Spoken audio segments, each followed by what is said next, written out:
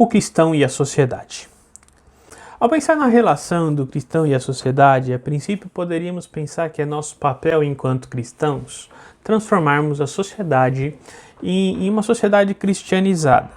Infelizmente, essas tentativas já foram feitas e naturalmente elas resultaram em frustração, até porque esse não é o nosso papel. Impulsionados por uma escatologia milenista e pós-milenista, em que viam o milênio se cumprindo no período da igreja, né?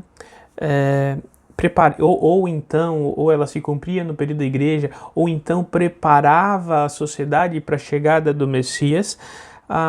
Pensou-se que o papel do cristão na sociedade era um papel estritamente político, em que as instituições sociais elas deveriam ser cristãs.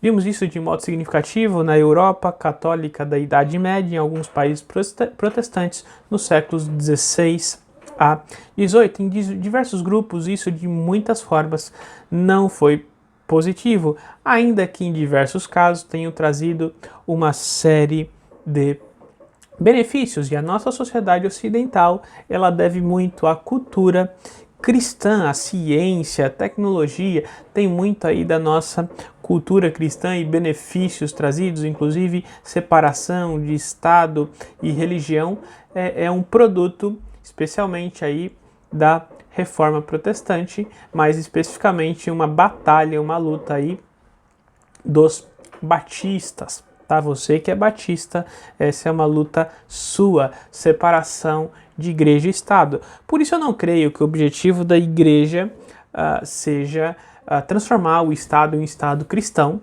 Afinal, nós somos peregrinos no mundo, nessa terra, enquanto nós aqui não pertencemos. Em breve a criação será totalmente restaurada, Cristo instituirá o seu reino e governaremos com ele. E esse reino não é nem de direita nem de esquerda, ele é do alto, ele não está limitado a uma ou outra visão política, por isso nenhuma visão política deve atribuir a si, é isso que Cristo quer, é isso que Cristo deseja, é isso que representa os cristãos, porque visões políticas têm seus pontos positivos e negativos, mas nenhuma delas se adequa àquilo que Cristo é. Okay? Em breve, Cristo retornará e o plano celeste invadirá o plano terreno, o reino dele será instaurado. Dito isso, então qual que é o papel que o cristão ele deve cumprir, onde Deus o colocou com suas habilidades e a sua história para que ele desenvolva? Sem dúvida, o cristão ele deve ainda que não seja papel do cristão transformar o país em um país cristão, afinal o Estado laico é um dos grandes valores da reforma, especialmente, como eu já disse, se você for um batista, isso faz parte da sua história e das suas origens, ainda assim ele tem um papel fundamental que é dado por Deus. Quando eu olho para o texto de 1 Pedro, capítulo 2, de 11 a 25, eu quero considerar brevemente alguns princípios que nós cristãos podemos nos envolver e viver em sociedade, tá? Em sociedade, ainda que esse envolvimento político não seja possível.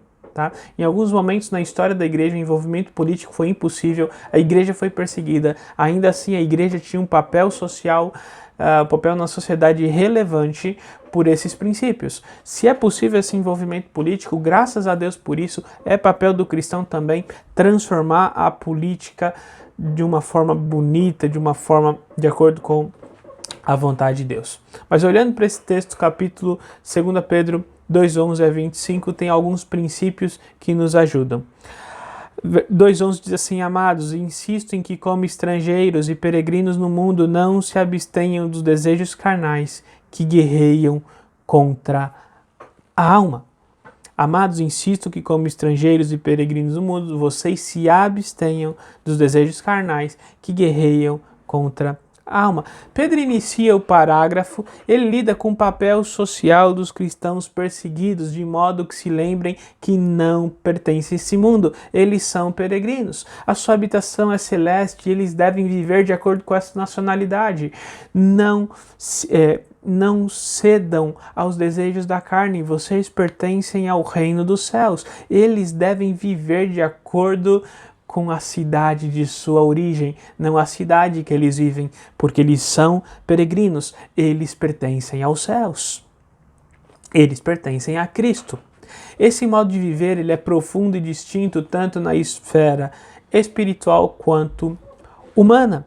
Desse modo, ele especifica no decorrer do texto como o cristão deve viver. Primeiro, ele deve se abster dos desejos carnais que guerreiam contra a alma. Verso 11, ele vive de maneira exemplar, de modo que não seja acusado de nenhum mal. O crente em Cristo Jesus, ele vive de um modo que não tem como ser acusado. Versículo 12, ele sujeita toda a autoridade constituída pelos homens, não por causa dos homens, mas por causa do Senhor. Versículo 13, ele pratica boas obras, glorificando a Deus. Versículo 12, ele não usa da sua liberdade para fazer o mal, mas ao contrário, para fazer o bem. Versículo 16, ele ama aos seus irmãos.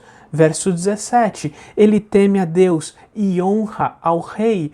Ainda no verso 17, ele se sujeita a qualquer tipo de autoridade constituída, ainda que essa autoridade seja injusta, e testemunha por meio dessa postura. Quando uma autoridade injusta se levanta, persegue a igreja, nós nos submetemos e com essa atitude nós testemunhamos. Versos 18 a 20. E por último, ele imita Cristo, aquele que nos deu exemplo, nos salvou, sofreu injustamente em silêncio e é o pastor e bispo das nossas almas. Versos 20 a 25. Se desenvolvêssemos cada um desses itens, daria uma série de mensagens, então tentei considerá-los cada um brevemente. Podemos considerar resumidamente que o nosso papel social enquanto cristãos é, na medida do possível, nos envolvermos na política o quanto Deus permitir. Mas independente do modelo de governo, entendemos que Deus é soberano. Devemos nos sujeitar a toda a autoridade humana constituída em qualquer esfera, desde que não nos force a negar a fé. Essa é a única possibilidade de desobediência civil. Para um cristão, a única possibilidade de desobediência civil é a necessidade de negar a fé.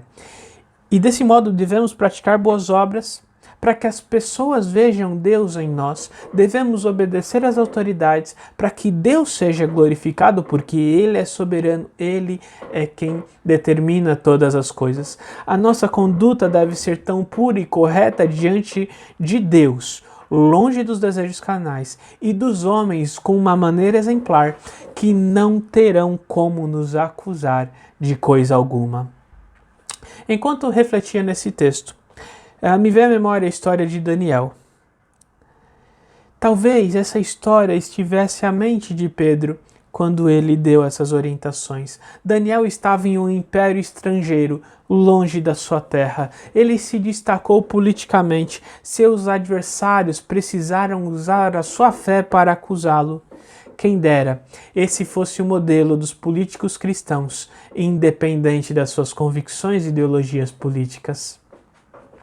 Que Deus nos ajude, em tempos tão polarizados, a sermos modelos de fé e conduta em um mundo caótico, de modo, quem sabe, a começar uma revolução social com a pregação do Evangelho e transformação de vidas sem pegar em armas, ou transformar um Evangelho em um partido político partidário, ou identificando em uma ideologia.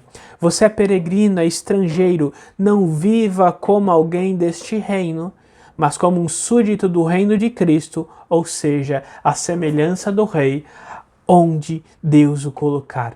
O reino de Deus, a pessoa de Cristo Jesus não é limitada a uma ideologia política ou a um partido político partidário. A revolução do reino vem quando crentes em Cristo Jesus transformam este mundo, quando vivem na medida do reino de Cristo e a semelhança do Rei.